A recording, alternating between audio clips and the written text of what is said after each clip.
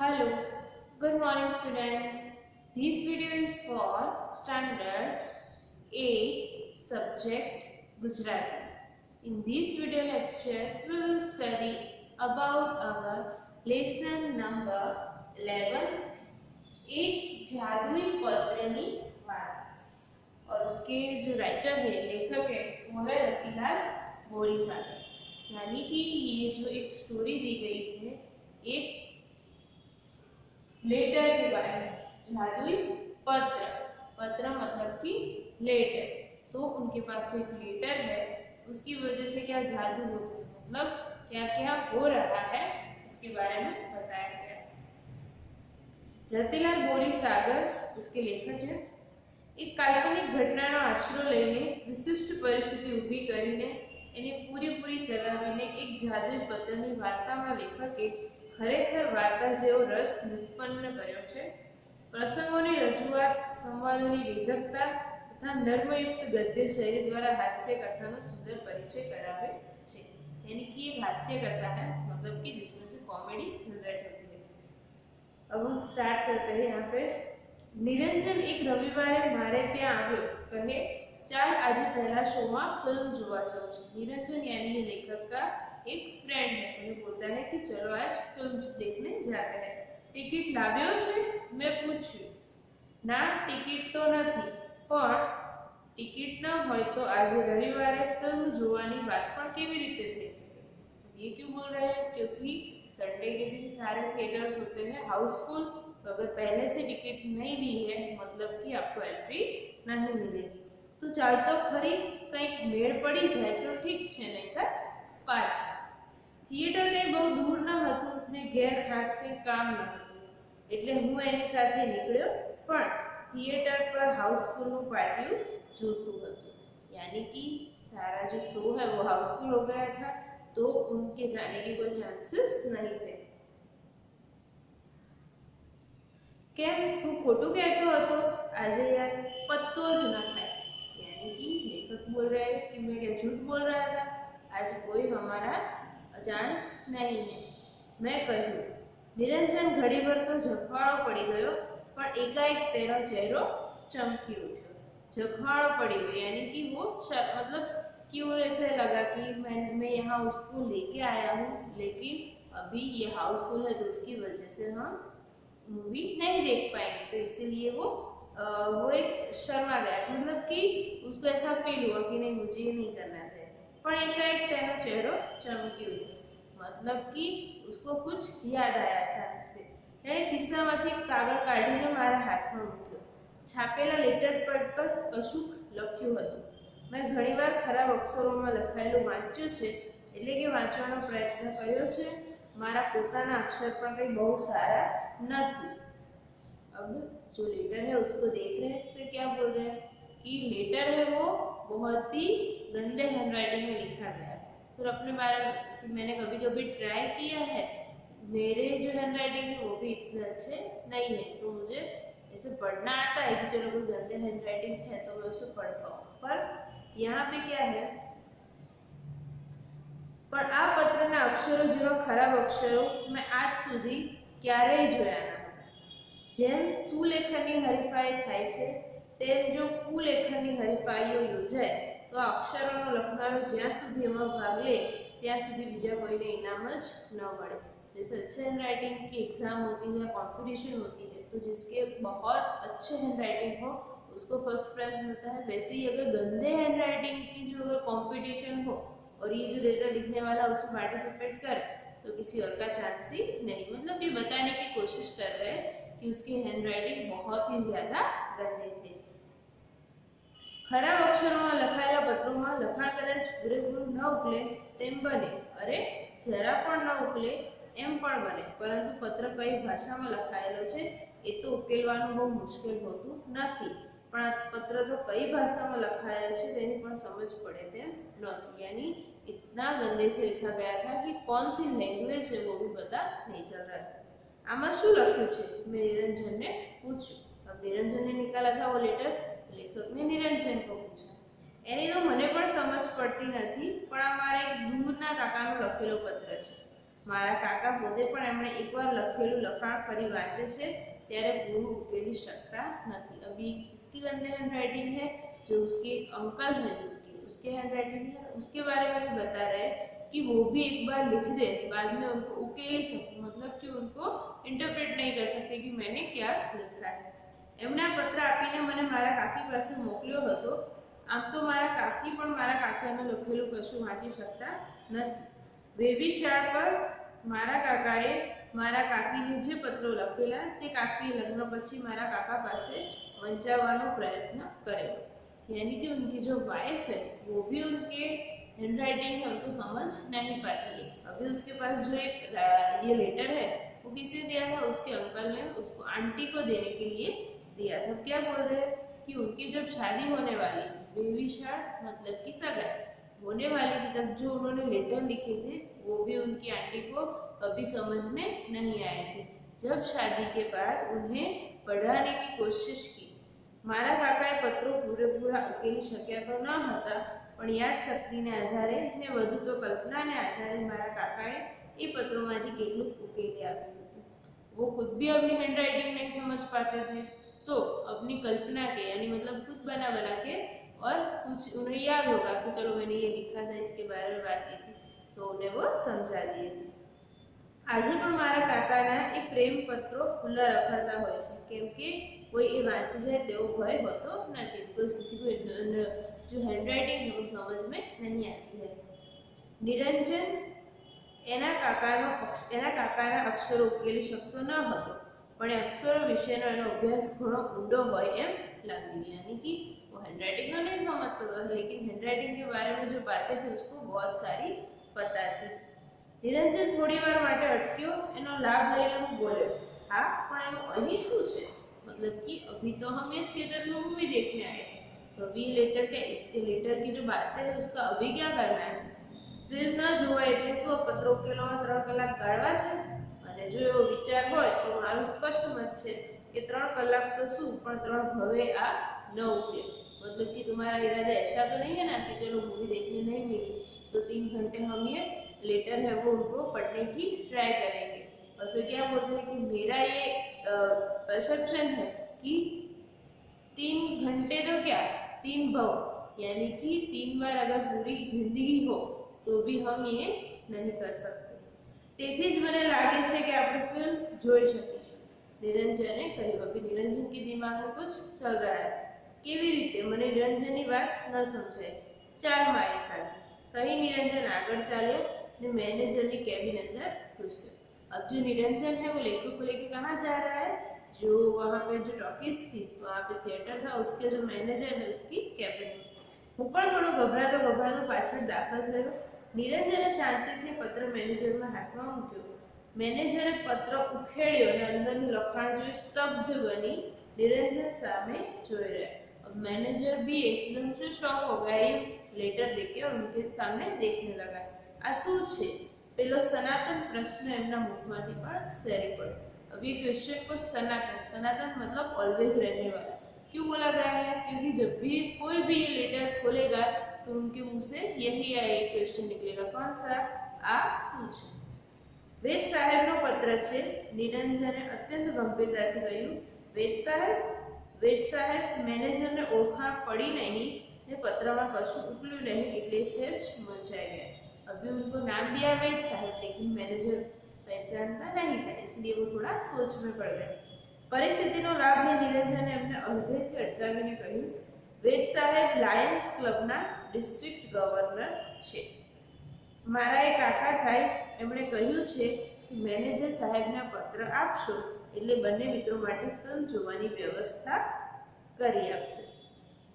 अब देखो ये लायंस क्लब है वो क्या है? वो एक इंटरनेशनल सोशल इंस्टीट्यूशन है, मतलब कि सबके लिए काम करने वाला। तो वहाँ पे ये जो वेद साहब है उसकी वो क्या पहचान बता रहे हैं कि जो वेद साहब है वो लायंस क्लब के डिस्ट्रिक्ट गवर्नर है। यानी अब यदि आप कहीं पे जाओ किसी बड़े आदमी का रेफरेंस दो तो क्या होता है? आपको प्रेफरेंस मिलता है। तो उसने बोला कि ये मेरे अंकल है और उन्होंने बोला है कि मुझे मूवी देखने ले जाए। મેનેજર દિગ્મૂઢ બનીને ઘડીક પત્ર સામે જુએ ને ઘડીક નિરંજન સામે જુએ. એણે ચશ્માના કાચ પર 2-3 વાર સાફ કરી છે પણ કંઈ મળ્યું નહીં. એટલે એણે નિરંજને કહ્યું, તમે તો જાણો છો कि आज तो हाउसफुल है. यानी वो एकदम चिंता में पड़ गया. उसे समझने की कोशिश की. एक तो लेटर में उसको कुछ समझ में आ नहीं रहा था, निरंजन को वो पहचानता नहीं था. और फिर उसने ऐसा बोला कि आपको तो पता है कि शो अब हाउसफुल हो गया है, तो मैं कैसे अरेंजमेंट करूँ. हाँ साहेब, निरंजने ठावकाईથી કહ્યું, કંઈ નહીં, હું કાકાને કહી દઈશ, आप चिंता न करो. जैसे कि एक धमकी दी हो ऐसे कि मैं अपने अंकल को बता दूँ. આટલું કહી તેણે અત્યંત સ્વાભાવિકતાથી મેનેજરના હાથમાંથી પત્ર લઈ લીધો. મેનેજર બિચારા ફરી વિચારમાં પડી ગયા. આવા વિકટ પ્રશ્નનો સામનો કરવાનું એમની આજ સુધીની કારકિર્દીમાં આવ્યું નહોતું. एक तो पत्र के में क्या लिखा है वो पता नहीं है, और अगर वो अपने अंकल को बता देगा तो शायद उसकी जॉब में कोई प्रॉब्लम आ सकती है. एमना चेहरा पर थी स्पष्ट जણાતું હતું. अब लास्ट में क्या करता है, वो बोलता है, उभा रहो, बे एक्स्ट्रा चेयर्स मुकावी दो. सो हाउसफुल था तो वहाँ पे तो जगह थी नहीं, तो इसीलिए एक्स्ट्रा चेयर्स लगवाने को बोला. कहीं हमने घंटड़ी मारी. प्यून આવ્યો એટલે એમણે કહ્યું, બાલ્કનીમાં 2 एक्स्ट्रा चेयर्स મૂકીને બંને ભાઈઓને ત્યાં બેસવાની વ્યવસ્થા કરી दी. जी साहब, कई पटावाड़ो हमने बनने लेने चालो. यानी कि उनको मूवी देखनी थी तो उनका अरेंजमेंट हो गया. इसीलिए तो ये पत्र को क्या बोला है, जादुई. पत्र में तो ऐसे कुछ लिखा ही नहीं है, फिर भी सामने वाले को उन्होंने ऐसा उल्लू बना दिया. હું તો स्तब्ध बनी गयो. यानी कि लेखक है वो एकदम से चौंक गए कि कोई भी ऐसे चांसेस नहीं थे मूवी देखने की, और उनके फ्रेंड ने कैसे सामने वाले को ऐसे बातों बातों में घुमा के ये पूरा अरेंजमेंट करवाया. નિરંજન ટીખળી હતો. બીજાને પજવવાના જાત જાતના નુસ્ખા તે શોધ્યા કરતો, પણ એનું આજનું સાહસ અપ્રતિમ. यानी कि उसका जो फ्रेंड है वो ऐसा ही था, वो ऐसी हरकतें करता ही रहता था, लेकिन जो आज उसने किया था वो बहुत ही ज्यादा अलग ही था. અમે અંદર બેઠા એટલે નિરંજને વિજયનું એક ભવ્ય સ્મિત આપ્યું. ઇન્ટરવલમાં પટાવાળો ફરી આવ્યો. તેણે કહ્યું, તમને બંનેને સાહેબ બોલાવે છે. अब फिर से वो प्यून आया उन्हें बुलाने के लिए. आ सामने मारा तो मोतिया मरी गया. मोतिया मरी गया मतलब भी वो डरने लगे कि कहीं उनको झूठ का पता तो नहीं चल गया. મને થયું નક્કી પોલ પકડાઈ ગઈ લાગે છે અને હવે પોલીસને હવાલે જ કરી દેશે તો અમારું શું થશે. મેં નિરંજનને કહ્યું, નિરંજન, મામલો ગંભીર જણાય છે, ફસાઈ જઈશું. હા, આપણે નથી જવું કે પોલીસમાં પકડાવી દેશે તો. यानी वो निरंजन को बोलते हैं कि कहीं उनको झूठ के बारे में पता चल गया है तो वो हमें पुलिस से गिरफ्तार ना करवाए, तो इसलिए हमें नहीं जाना चाहिए. पेलो पत्र है ने बतावीने छूटी जईशुं. कहीं निरंजन हस्यो. हम ऑफिस में गया. आओ बैसो, चा लेशो ने. मैनेजर अत्यंत विवेक थी पूछा.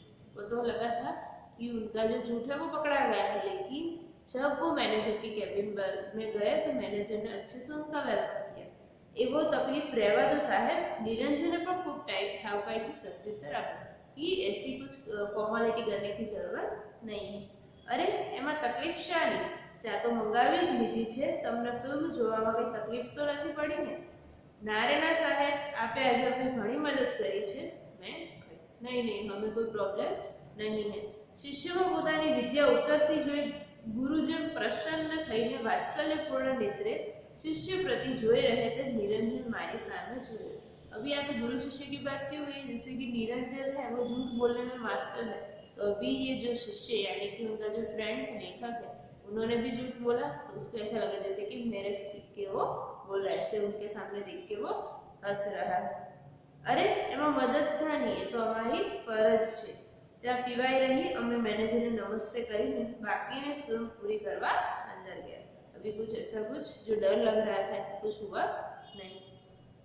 આમ તે દિવસે રવિવાર હોવા છતાં અને અગાઉથી ટિકિટ ન લીધી હોવા છતાં અમે ફિલ્મ જોઈને તે પણ મફત. નિરંજને કહ્યું, મજા આવી ને? તે તો સાલા એકને બદલે 2 ફિલ્મ જોઈ. ખરું? હવે ક્યારે આવું કામ હોય તો કહેજે, આ જાદુ પત્રથી થઈ જશે. यानी कि एक के बदले 2 फिल्म. क्यों? एक तो जो ओरिजिनल फिल्म थी वो, और दूसरी जो निरंजन ने खुद क्रिएट की थी, मतलब कि जो झूठ बोला था वो. यानी कि उनको ये जादू पत्र की वजह से मुफ्त में टिकट लिए बिना फिल्म देखने मिल गई. अभी यहाँ पे सेकंड पैराग्राफ मतलब कि दूसरा कोई प्रश्न दिया हुआ है। एक સુવિખ્યાત કંપનીમાં કેટલાક ક્લાર્ક લેવાના હતા। મેં અરજી કરી હતી।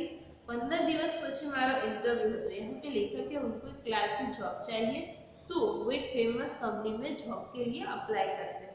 मैंने आ जादू पत्र लेने कंपनी ना मैनेजर ने મળવાનો तुक्को सूझो। अभी उनको ये याद आया कि जैसे बिना टिकट के हमने मूवी देखी थी, वैसे अगर मैं ये लेटर लेके जाऊँ और कुछ बात बन जाए, જ્યાં દેવદૂતો પગ મૂકતા ડરે છે ત્યાં મૂર્ખાઓ દોડી જાય છે। આ વખતે મેં ઘણીવાર સાચી ઠેરવી છે। મેં નિરંજનને વાત કરી ને પેલો પત્ર આપવા કહ્યું। નિરંજને કહ્યું પત્ર આપવામાં તો કશો વાંધો નથી, પણ એનો ઉપયોગ કરતા नहीं आवड़े तो नौकरी तो बाजू पर रहसे ने क्या कराई पड़े।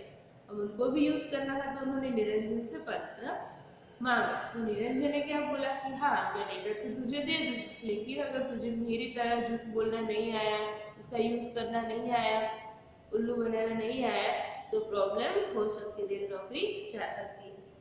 पर मने हवे आत्मविश्वास આવી ગયો।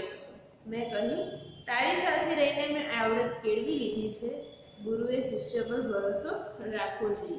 यानी कि जो निरंजन है उसके साथ रह रहे के उनको भी ये आ गया है कि कैसे सामने वाले को मूर्ख बनाया जाता है। निरंजने મને પત્ર આપ્યો। પત્ર લઈને હું કંપનીની હેડ ઓફિસે પહોંચી ગયો। મેનેજરના પીએને મેં ચિઠ્ઠી મોકલી કેવડાવ્યું કે લાયન્સ ક્લબના ડિસ્ટ્રિક્ટ ગવર્નરનો પત્ર લઈ હું મેનેજર સાહેબને મળવા માંગુ છું। थोड़ी बार में तेड़ू आ गई, यानी कि उन्होंने इन्विटेशन दिया कि आपको अंदर बुला रहे हैं। मैनेजरना पीए ની ઓફિસમાં મને લઈ જવામાં આવ્યો। પીએ यानी कि पर्सनल असिस्टेंट। મારી ગભરામણ વધતી જતી હતી। મારાથી કે ગલ્લા તલ્લા થઈ જાય। ગલ્લા તલ્લા થઈ જાય यानी कि जैसे कि कभी हम झूठ बोल रहे हो या तो कोई नाटक कर रहे हो तो हमें घर नहीं आता, हमसे गलतियां हो जाती है तो उसे क्या बोलते हैं गल्ला तल्ला। मैं मारू अमोघ शस्त्र वापरीने, अमोघ शस्त्र, अमोघ यानी कि वैल्यूएबल शस्त्र। अभी उनके पास कौन सा शस्त्र था, उनका जो लेटर था वो। एकदम पहलो पत्र में पीए ना हाथ में मूकी दीधो। पत्र જોઈને ચમક્યા। તેણે કહ્યું આ તો વેદ સાહેબનો પત્ર છે। अभी देखो क्या हो रहा है कि लेटर जैसे ही दिया उन्होंने तो कुछ बताया नहीं कि किसका लेटर है, उन्होंने देख के ही बता दिया कि आ तो वेद साहेबનો पत्र છે। हाँ मैं કહ્યું તમે એમને ક્યાંથી ઓળખો, यानी कि कैसे आप पहचानते हो। मारा काका मीन्स के मारा मित्रना काका छे। वेद साहेबे वो निरंजन के काका थे। पत्रमा શું લખ્યું છે પેલો સનાતન પ્રશ્ન તેના મુખમાંથી સરી પડ્યો। मैं पत्र उखेड़્યો નથી, यानी कि मैंने उसको ऊपर नहीं किया। उखेड़્યો હોત તો એ कहते जरा हंसे और उभा थईने अंदरनी केबिन में गया। सामने वाले को भी पता था कि अगर ओपन किया होता तो भी उन्हें कुछ समझ में नहीं आता। હું ખરેખર ગભરાઈ ગયો। કુરુક્ષેત્રના મેદાનમાં મૂંઝાઈ ગયેલા અર્જુન જેવી મારી સ્થિતિ હતી, પણ મારો કૃષ્ણ નિરંજન ત્યાં હાજર ન હતો। अभी उनकी जो सिचुएशन है उसको अर्जुन की सिचुएशन, यानी कि जब कुरुक्षेत्र में महाभारत का युद्ध हो रहा था तब अर्जुन एक टाइम पे ऐसा सहम जाता है कि उसको कुछ समझ में ही नहीं आता है कि आगे क्या करना चाहिए। तब जो कृष्ण भगवान है उसको रास्ता दिखाते, तो वहाँ पे अभी ये लेखक है उनको भी कुछ समझ में नहीं आ रहा था कि क्या करना चाहिए, और ऐसा बोल रहे थे कि मारो कृष्ण निरंजन, यानी उनको सलाह देने वाला भी उनके साथ नहीं था। थोड़ी बार पीए बाहर आव्या ने कह્યું अंदर जाओ साहेब बोलावे छे। હવે તો હું ધ્રુજવા લાગ્યો। ઘડી ભર તો મને થયું કે અહીંથી નાસી છૂટું, मतलब कि यहाँ से भाग जाओ, પણ એમ કરવામાં હિંમત ચાલી નહીં। फांसीની ખોલી તરફ જતો હો તેમ ઘસડાતે પગે હું અંદર ગયો। અંદર સાહેબ બેઠા હતા। હું અંદર ગયો ત્યારે પત્ર ઉકેલવામાં મશગુલ હતા। હું જઈને ઊભો રહ્યો એટલે કહે બેસો। अब वो साहेब से मिलने, मतलब कि जो बड़े साहब है उनसे मिलने गया है। હું બેઠો એટલે એમણે પૂછ્યું તમે વેદ સાહેબને કેવી રીતે ઓળખો। मारा मित्र निरंजन वेदना एक काका। अभी उसके बारे में वो बता रहे कि ये मेरे दोस्त के काका, मतलब कि चाचा है। मने लागे कि पत्रनी असर થઈ રહી છે। એમ નિરંજન તમારો મિત્ર છે? સારું, આ પત્ર તો મારો જ છે, મારા જ અક્ષર છે। जो सामने वाला पर्सन था वो कौन था? खुद वो वेद साहब थे, यानी कि निरंजन के चाचा ही थे। स्वगत बोलता हुआ एम કહ્યું हाँ ये पत्र तो मेरा ही है, પણ શું લખ્યું છે તેનો અત્યારે ખ્યાલ આવતો નથી। તમે કહો છો કે આ પત્ર પર મારા પર લખાયેલો છે, પણ એનો મેળ બેસતો નથી। મેં મારી જ ઉપર કદી પત્ર લખ્યો હોય એવું મને યાદ આવતું નથી। अब लेखक ने क्या झूठ बोला था कि उनके ऊपर, मतलब कि वहाँ के जो सर है जो कंपनी के, उनके ऊपर ये लेटर लिखा गया था कि इनको जॉब दी जाए। लेकिन कोई आदमी अपने आप ही अपने ऊपर थोड़ी ना पत्र यानी कि लेटर लिखेगा। तो वो बोल रहा है कि मुझे बात समझ में नहीं आ रही है। આ સાંભળીને મને તો ધરતી ફરતી લાગી, સાહેબના ટેબલ पर पड़ेला पाटिया पर मारी नजर पड़ी। अभी लेखक ने कभी वेद साहब को देखा नहीं था, ऐसे बोल के वो तो चकराने लगी कि ये क्या ऐसा बोल रहे हैं। तो फिर उन्होंने उनका जो नेम प्लेट थी वहां पे देखी तो क्या लिखा था, MG वेद, यानी उनको कंफर्म हो गया कि यही निरंजन के अंकल। मारू नसीब मने खुद वेद साहब पासे ज खेंची लाग्યું। मैं निरंजन ने बात करी होत तो आ घोटाळो न थाय। जो कि वेद साहब तो हजू पण पत्र उकेलवामां ज प्रवृत्त हता। अगर निरंजन को बताया हुआ तो मैं इनसे मिलने जा रहा हूँ, तो वो तो बता देता कि नहीं, ये कंपनी के मालिक तो मेरे चाचा ही है। थोड़ी बार पत्र सामे जुए, वળી मारी सामे जुए ने પછી જાણે સ્વગત બોલતા હોય ફરી બોલ્યા, मैं નિરંજનના ને એના કોઈ ભાઈબંધ માટે આવો પત્ર લખી આપ્યો હોય એવું યાદ નથી આવતું, પણ આ લેટર પેડના અક્ષર તો મારા જ છે। મારો પત્ર કોને ઉદ્દેશીને લખ્યો છે તેનો ખ્યાલ નથી આવતો। એ જો ખ્યાલ આવે તો કોઈ સમજાય, પણ ઓલરાइट તમારે કામ શું છે। उन्होंने बहुत ट्राई की अपने ही लेटर को समझने की, और उन्हें याद भी किया कि मैंने कभी ऐसा कोई लेटर नहीं लिखा है कि निरंजन के फ्रेंड के लिए लिखा हो। हाँ, ये लिखा तो मैंने ही है, और क्यों लिखा है, किसके लिए लिखा है, वो मुझे अभी याद नहीं रहा। एक्चुअली में किसके लिए लिखा था, वो निरंजन की काकी के लिए लिखा गया था। अब पूछ रहे, हाँ पर तुम्हें काम क्या है। साहेब, मैं एक क्लार्कની નોકરી માટે અરજી કરી છે। ઓહો, એમ વાત છે, અઠવાડિયા પછી તપાસ करजो। यानी कि सामने वाले को भी कुछ समझ में आ गया कि नहीं, ये क्यों लेटर लेके मेरे पास आया है, क्योंकि उनको जॉब चाहिए इसीलिए। અને આજે હું વેદ સાહેબની ઓફિસમાં ક્લાર્ક છું। અલબત્ત પેલો જાદુઈ પત્ર વેદ સાહેબ પાસે જ રહી ગયો। हाँ, उनको नौकरी तो मिल गई क्योंकि वो निरंजन का फ्रेंड था इसीलिए। और अभी जो वो लेटर था किसके पास रह गया, वेद साहब, यानी उनका लेटर उनके पास ही रह गया। એનો અફસોસ મને નિરંજને દિવસો સુધી રહ્યા કરતો હતો। यानी कि उनको उनका अफसोस क्यों है, क्योंकि अगर लेटर उन लोगों के पास होता तो कहीं दूसरी जगह भी किसी दूसरे को वो बेवकूफ़ बना के या तो लेटर का यूज़ कर सकते थे। इसीलिए उनको अफसोस है कि लेटर हमारे पास रहना चाहिए। तो यहाँ तक हमारी स्टोरी थी। तो इसमें जो लेखक है उन्होंने बहुत अच्छी तरह से सारी चीज़ों को इकट्ठा करके कॉमेडी क्रिएट करने की कोशिश की है। तो आई होप ये स्टोरी आपको अच्छे से समझ में आ गई होगी। Thank you.